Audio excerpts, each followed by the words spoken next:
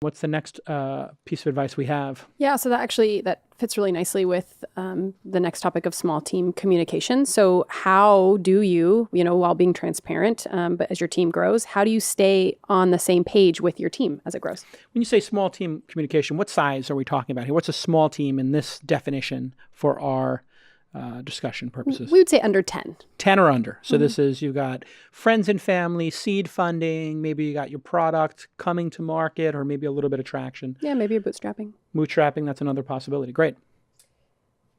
You really want to make sure you have your communication streamlined. And one way to do this and keep everyone on the same page is through setting something like a 12-week plan. So this would include your different revenue goals. Maybe you could set those milestones at weekly, your hiring plans. Maybe you have a specific, conversion that you're going for in in your email outreach. So make sure you have this plan and then set weekly touch bases.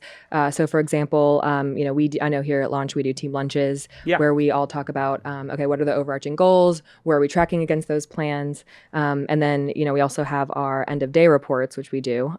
So we have everyone on the team that is not on in the Fantastic Four. The leadership team, The leadership team. Everyone sends an update at the end of the day with between 4 to 10 bullet points with links to everything that they got done today. And it gives the team a, this opportunity to, brag a little bit about what they got done, things that they're proud of that they did and how they're tracking against the 12-week plan. It also informs the heck out of other people from other departments. We have 14 or 15 people here. So we're kind of just out of small team and just starting to go into a mid-sized team. And boy, does that help, because sometimes I'm on the road, or you were just on the road in our Toronto office, and I'm sure being able to take your phone out, or at the end of the day, just be able to see what's going on out here versus in Toronto and see the bullet points also reminds people. Back to that repeating, if you're sending that EOD report, just a 5-minute email at the end of the day that just says, here's the top 2 or 3 things I got done, you can link to, hey, here's where the form is, here's the sales, here's the Google Analytics page, here's the Asana board that we're working off of. So I really find the people who make plans and then track themselves against them do better. And this is just, if you can measure it, you can manage it, or measure what matters. We have a lot of different buzzwords for it here in Silicon Valley. But plant a flag and see if you can hit it. Be ambitious. It's okay not to hit it, but better to make a plan, not succeed, and learn something than to have no plan and just be flying the plane out into the great wide open. Like, you don't know where you're going. You could be going into a thunderstorm. You could be going into a tornado. You might not have enough fuel to get you where you need to go. And that's what this planning, I think, can do for yourself and your team. I would add too, on the end of day, end of week, is it also, from a communication perspective, it cuts down on excess communication. I mean, you're putting everything in this document daily or weekly, and then your manager or your boss doesn't have as many questions for you later. There's not there's not as much follow-up. It's been hugely helpful for our team, and I've heard feedback from a lot of other teams actually that have implemented it and have seen great success. Started implementing it. Cush Marketplace, one of our investments, read my blog post about it, just the EOD and EOW reports, and they said it's changed everything for them. So that's great. And what happens if people's EOD is light and it doesn't look like they're GSDing, getting stuff done? What happens then, Sam? Yeah, well, ideally they would come to us first and just say, before they even send it, just say, hey, I don't feel like I have enough to contribute in this EOD. I don't have enough to write down. Maybe I spent too much, looking at the news or whatever. So which is not the job. Reading charge report and reacting to emails coming in is not exactly the job.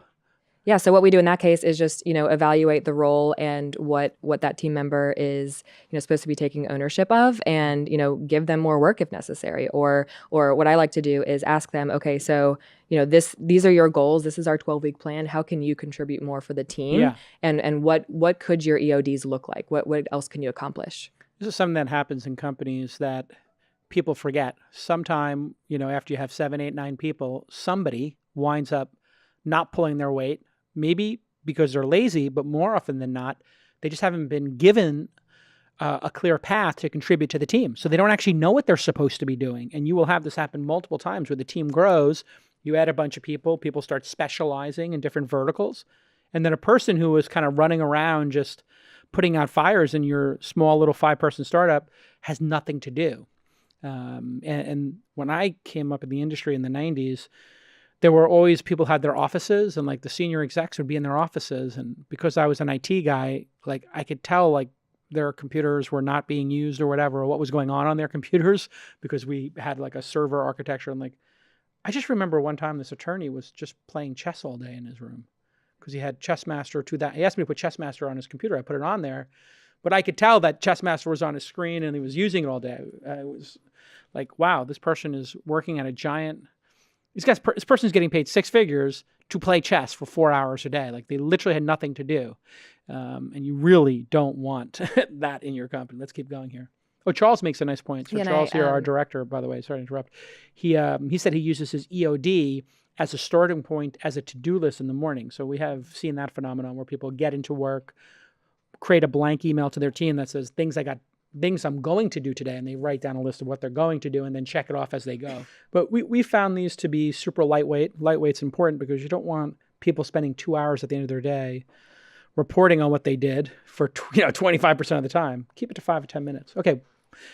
Any other points on that? Yeah, and a couple weeks ago, just thinking about the EODs, I had approached you about hiring for a specific position. Yeah. And you came back to me with the idea, well, how about, moving forward, whenever we want to hire a new person, a new team member, you write down what their EODs would look like for a week. Yeah. And so what that enabled me to do is sit down, really think through, okay, what am I looking for? And I was also able to utilize that when I was writing the job description that I posted. Yeah. So I was able to just take that information, put that in the LinkedIn profile, and it was, pretty much done. Because we're hiring for an analyst. That would be somebody at a venture firm who just is the front line of reviewing companies that come in or companies we find and trying to write some coverage on them, write a 1 or 2 page document. So the EOD for that person would say, reviewed 15 applications for funding, to launch, and wrote up these 3 companies, and set up meetings with these 4 companies for tomorrow to talk to them and evaluate their startups.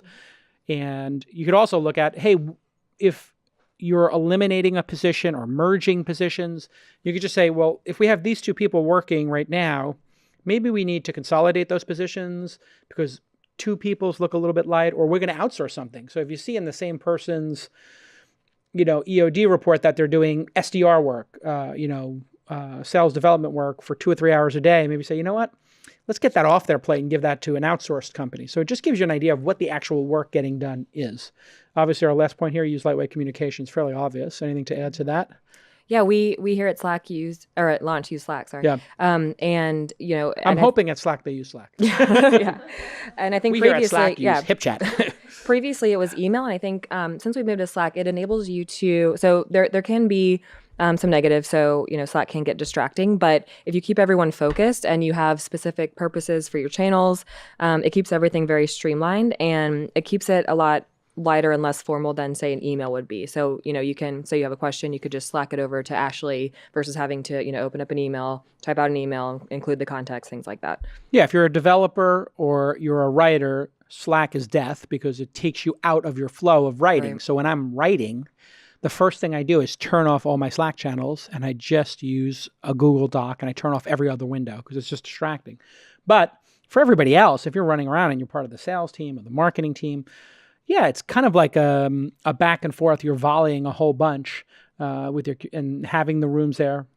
It makes it super easy and lightweight. The thing I love most is how we pull data in, and I think we're going to talk about that later. But putting in the reporting and data feeds into your Slack makes it super interesting, just like the EOD reports do. It just kind of keeps you informed as to the lifeblood of the company.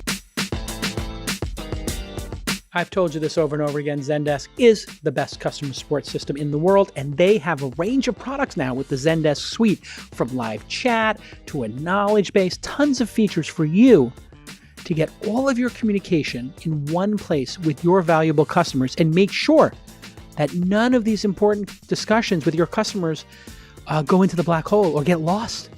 Think about what happens. Your customers have a need. They go to your help desk. They start chatting with an agent. You don't want to lose this moment in which you can shine and show how much you love and care about your customers. If you love and care about your customers, you're going to want to use the Zendesk suite. You get all that integrated customer support. You get a call center. You get the knowledge base, live chat, all that stuff. And it's going to work brilliantly. So all the data gets shared back with the rest of your organization, whether the people in finance or product development or the C-suite want to know what's going on and what's going on the front line when your customers are actually engaging with your products. Well, all that information is going to be in one place, organized, right? And Zendesk knows that you're going to love it as much as their customers, Peloton, Slack, Airbnb, Latote. All of these customers are using Zendesk every day. These are the most successful customers in the world. Can you imagine your Peloton? There's a lot of customer support, I'm sure, when you're sending a physical product with a subscription, with internet connections.